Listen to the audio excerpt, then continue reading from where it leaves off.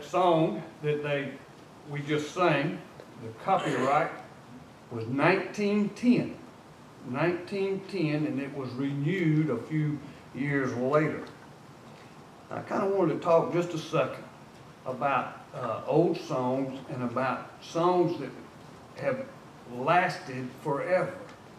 And that, you know, we hear the word, the length of time, and we really don't know how long that is. Brother Jerry has had studies on it on Wednesday night. We really don't know how long was before, you know. And so some of these songs that we're doing tonight, the words have lasted for years and years. I want to read one of the songs that the choir's working on. It's not ready yet, but it's an old song, and the words are pretty precious, and they lead up to another song that we all know. I don't expect many of you to know this first one that I'm going to read, but it kind of leads up to the second song that I want to read, and Leanne and Jane both played part of it in their offertory, and it wasn't planned, but we'll see how it works out. The name of the song is "It Pays to Serve Jesus." The service of Jesus true pleasure affords. In him there is joy without an alloy. 'Tis heaven to trust him and rest on his words. It pays to serve Jesus each day. It pays to serve Jesus each day. It pays every day. It pays every step of the way. Though the pathway to glory may sometimes be drear, you'll be happy each step of the way. Another verse. It pays to serve Jesus whatever may betide. It pays to be true whatever you may do. 'Tis riches of mercy in him to abide. It pays to serve Jesus each day. It pays to serve Jesus. It pays every day. It pays every step of the way. Though the pathway to glory may sometimes be drear, you'll be happy each step of the way. And it leads me up to one of our favorite hymns that we do in the Baptist church. And it kind of goes along with, if you do serve Jesus each day, you'll get to sing this song in heaven one day. Sing the wondrous love of Jesus, sing his mercy and his grace. In the mansions bright and blessed, he'll prepare for us a place. When we all get to heaven, what a day of rejoicing that will be. When we all see Jesus, we'll sing and shout the victory. Onward to the prize before us, soon his beauty we'll behold. Soon the pearly gates will open, we shall tread the streets of gold. When we all get to heaven, what a day of rejoicing that will be. When we all see Jesus, we'll sing and shout the victory. But we can't do that if we don't serve Jesus each day like this other song.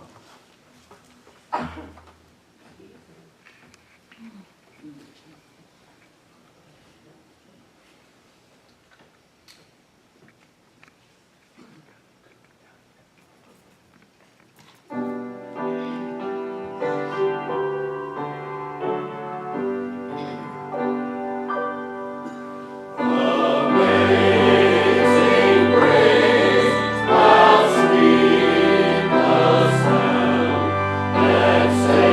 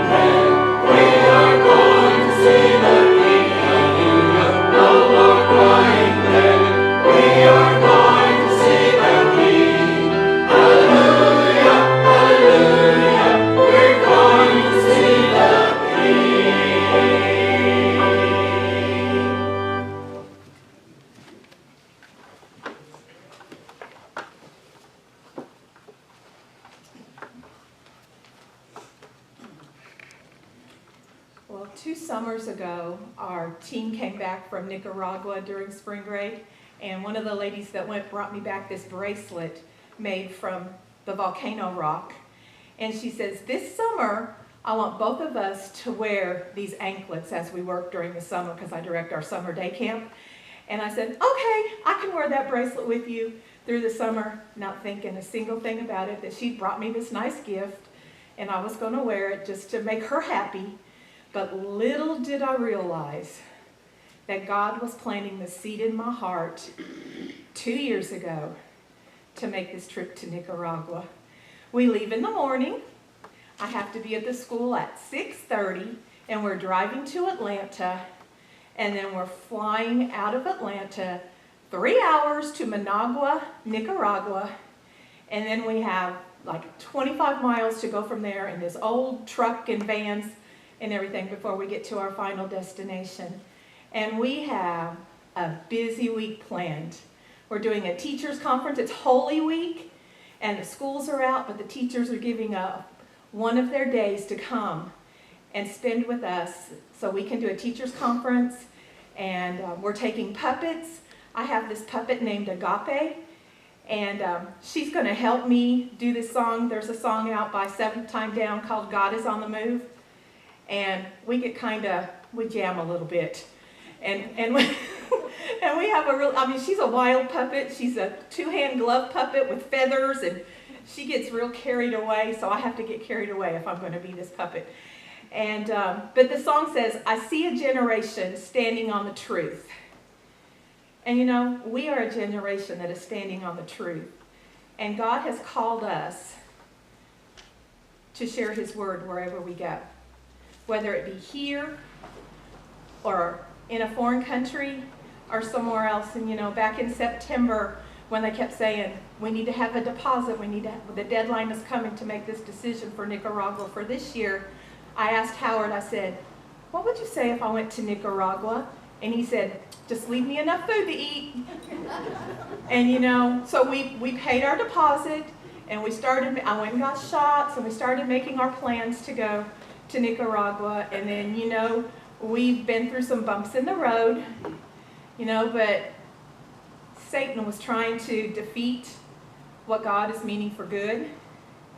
And things are good now, so that I feel comfortable about leaving my family behind and taking this journey to Nicaragua.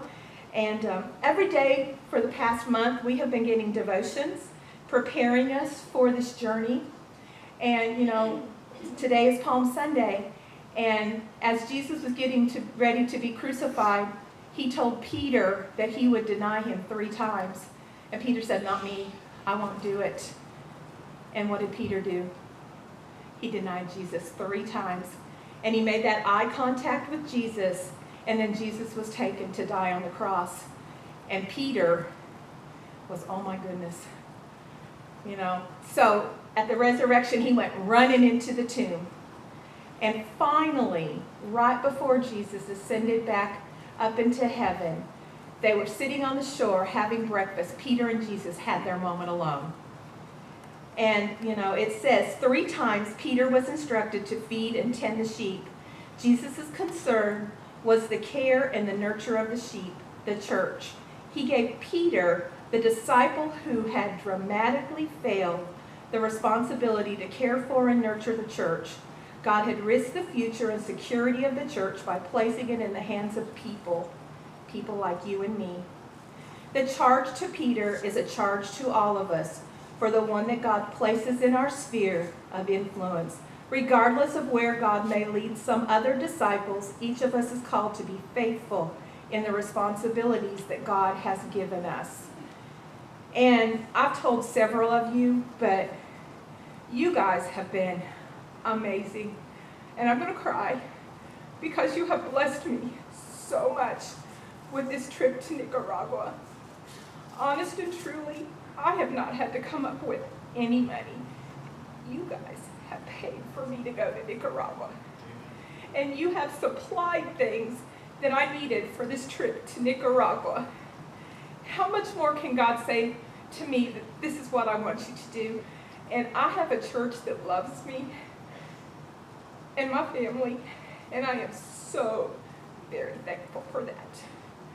And you're going to have a great blessing in what I do when I come back and share with you what we were able to accomplish for God's glory.